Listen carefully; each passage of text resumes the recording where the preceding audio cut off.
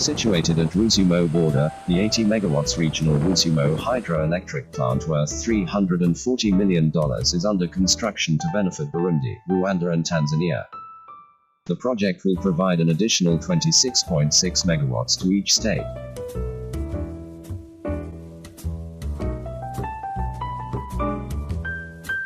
The project started in February 2017. We expect it to be finished in the early part of 2020. We have power coming to all three countries probably in February 2020. The project size is about 80 megawatts, and we have a small dam, a tunnel of about 1 kilometer, and a powerhouse with a switchyard.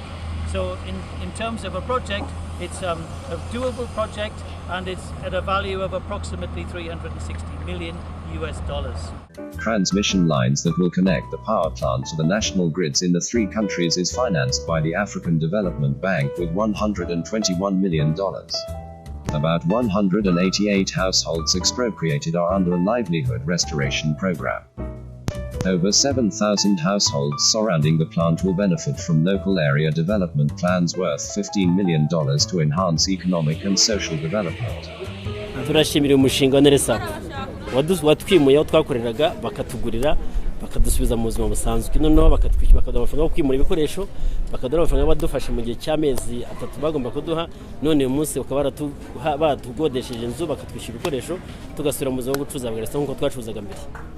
The evaluation was based on market price of affected assets, and we had tools in place to ensure that we mitigate against any complaints or even mistreatment or mishandling of any compensation. We had the grievance redress mechanism, we had the resettlement committee members, so we did this kind of work, right, not us as the project alone, but in partnership with local structures. On Rwandan side, we only have 53 households, and on Tanzanian side, we have 103 households.